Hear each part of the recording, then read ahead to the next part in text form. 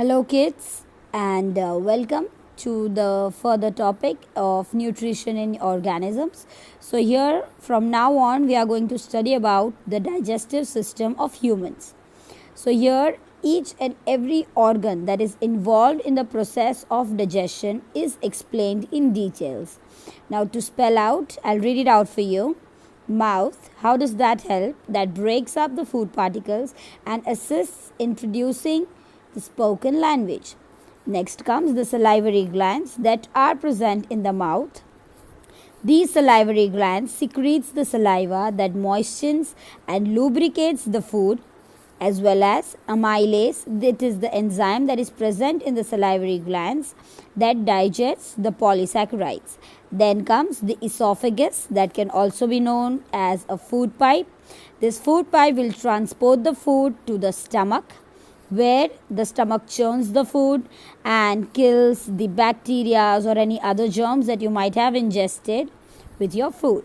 Then it further goes into the small intestine, where the digestion completes. All the water, the moisture, proteins and sugar will be absorbed, and the food will be pushed to the large intestine. The large intestine reabsorbs it. What does that mean now? Reabsorption means that whatever water or nutrients might have been left by the small intestine, the large intestine will capture them. So our body does not miss any nutrition that we have ingested.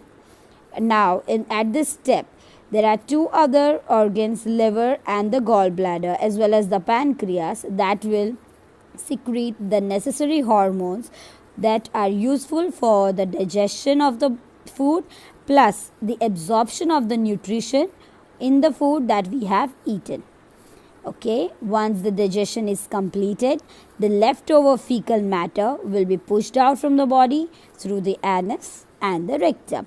So you can note all those details you want from this. Now to study each one in detail. First is the buccal cavity. We have teeth here to chew the food. We have tongue to mix the saliva, and you know what the saliva does. Next comes the esophagus. This is our food pipe. It helps us to push the chewn food in the stomach. Next in line is stomach over here. It's a J-shaped organ.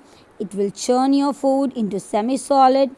It has gastric juice that has hydrochloric acid and other enzymes.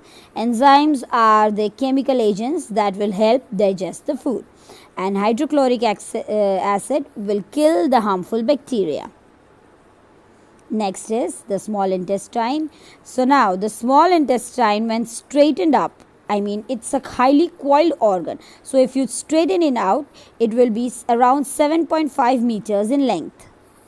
It receives the secretion from the liver and the pancreas.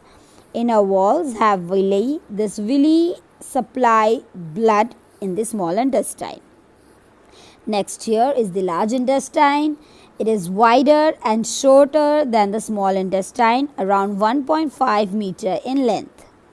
Absorption of water and salt happens over here, and then the undigested food or the fecal matter is pushed out of the large intestine through the anus. So kids, this was it about the organs involved in the process of digestion. We'll see you soon with the further details. Thank you.